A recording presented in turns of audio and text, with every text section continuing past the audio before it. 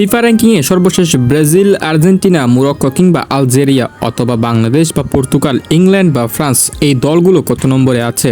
বর্তমান সময়ে অনেক বেশি কথা হচ্ছে ফিফা র্যাঙ্কিং নিয়ে। কেউ বলছে তোমাদের ম্যাচ সহজ হয়েছে তাই তোমরা অনেক গোল করতে পেরেছো, আমাদের প্রতিপক্ষ টিমটা অনেক কঠিন তাই আমরা গোল করতে পারিনি। এমন কিছু প্রশ্নের জবাব হয়তো ফিফা র্যাঙ্কিংও দিতে পারবে। তাই সর্বশেষ আপডেট অনুযায়ী ফিফা র্যাঙ্কিং এ কোন দল কত নম্বরে আছে আসুন জেনে নি। আজ সর্বশেষ ফিফার র্যাঙ্কিং অনুযায়ী 1 নম্বরে আছে আর্জেন্টিনা। বহু আগে থেকেই আর্জেন্টিনা 1-এ ছিল, কতদিন আবার 3-এ চলে যায়, সুতরাং তারা এখন পর্যন্ত 1-এ আছে। এরপর ফিফা র্যাঙ্কিং এ 2 নম্বরে আছে ফ্রান্স, 3 নম্বরে আছে স্পেন, 4 নম্বরে আছে ইংল্যান্ড। এরপর ফিফা র্যাঙ্কিং এ 5 নম্বরে আছে পর্তুগাল, 6 নম্বরে আছে ব্রাজিল, ব্রাজিলের পয়েন্ট 1765.34। এরপর 7 নম্বরে আছে মরক্কো, তাদের পয়েন্ট 1755.62। অর্থাৎ ব্রাজিল ও মরক্কো ম্যাচটি হয়েছে ড্র। তাই অনেকেই জানতে চাচ্ছেন মরক্কো কতটা শক্তিশালী দল। তারা বর্তমানে ফিফা র্যাঙ্কিং এ 7 নম্বরে আছে আর ব্রাজিল আছে 6 নম্বরে। মানে ব্রাজিল আর মরক্কো ম্যাচটি হয়েছিল ফিফা র্যাঙ্কিং এ 6 ও 7 নাম্বার এর বিপক্ষে, সুতরাং ম্যাচটি কোনোরকম ভাবে সহজ নয়।